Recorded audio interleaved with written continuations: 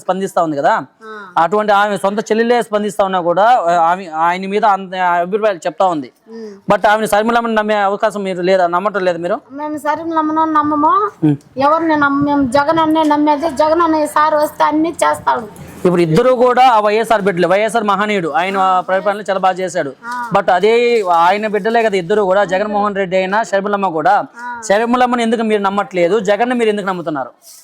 జగన్ మాకు అంతా మేలో చేశాడు, మంచి చేశాడు. ఏమేం చేశారమ్మా, ఏమేం చేశారో చెప్పండి. మాకు అంత అమ్మోడు చూడు, చెప్పండి చెప్పండి. అమ్మోడు వేసాడు, బియ్యం ఫ్రీగా ఇస్తున్నాడు. ఓకే, మాకు రైతు భరోసా ఇస్తున్నాడు, పెన్షన్ ఇస్తున్నాడు, ప్రతి ఒక్కటి చేస్తున్నాడు. అమ్మఒడి అప్పుడు అందరికి ఇంట్లో ఎంత మంది ఉంటే అంతమందికి ఇస్తానన్నారు కదా, ఇప్పుడు అంతమందికి ఇవ్వలేదు కదా, దాని మీద మీరేమంటారు? దానికి చిన్న పిల్లలు పెద్దవాళ్ళకి ఏమనంటున్నాడు, ఇప్పుడు చిన్న పిల్లలకి ఒక ఇంటికి ఒక్కడికే ఇస్తానంటున్నారు, ఇద్దరికి ఇవ్వలేదు ఆయన.